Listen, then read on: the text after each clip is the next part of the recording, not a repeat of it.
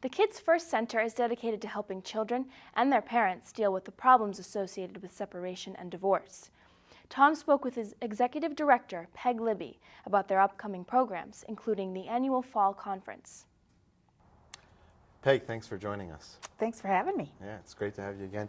And there's a few things happening at Kids First coming up, but before we get started, just for those people who might not know, could you just briefly describe what Kids First is all about? Absolutely. Kids First is a small private nonprofit here in Portland, and we provide support services to people who are going through divorce and separation to help them understand what it feels like for their children and to hopefully lessen the negative impact on their children through educational programs and special support groups. And so along those lines, you have a conference coming up. We do. I'm very excited about our upcoming conference. It's going to be in November 10th, and it is at the Harris-Seagate, and it is designed for professionals who work with families who are in step families. It's called Step Family Dynamics in Custody Disputes, and it is going to be dynamic in itself. We've brought in a woman from Baton Rouge who is an expert on step families, and step families are a very, very complicated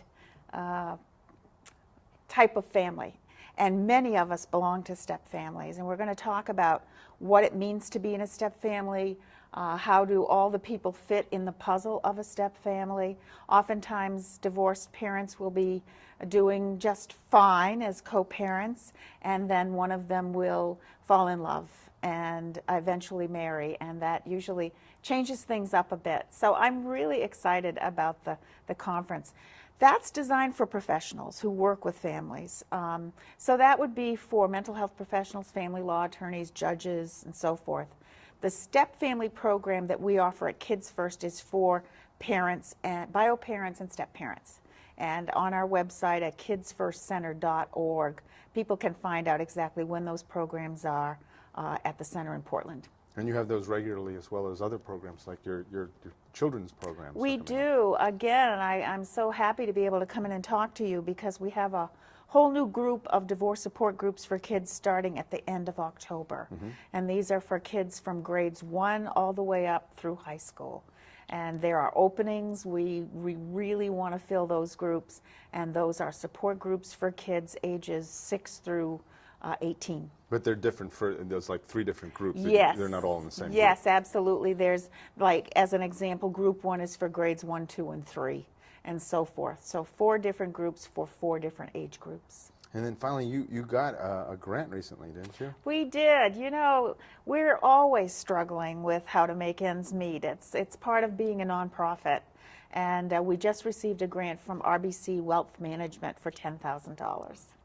So, and what is that for? That's going to be for our divorce support groups for kids. That's going to be used for the parents who are unable to pay the course fee. Even though our course fees are very low, some people still have a hard time. Well, what are some of the issues that are the most affect kids? I mean, what happens to them that you see most? How are they affected by divorce? I think that most kids have a real hard time with divided loyalties. I think that they want permission to have a really strong relationship with both parents.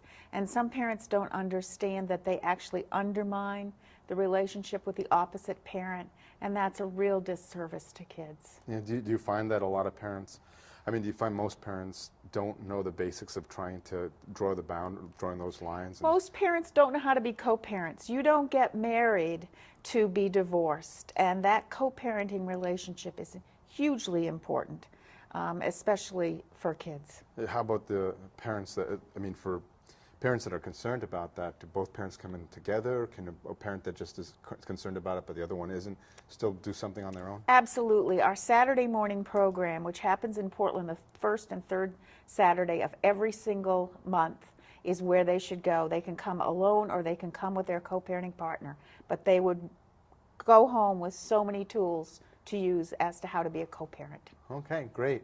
Well, you've said it already, but just to repeat, where can they get the website? They can get more. The website is KidsFirst01FallConference.org. You can register on our website, and you can also find out a lot more information about our programs. Great. Well, thanks for joining us. You are very welcome. Thanks for having me.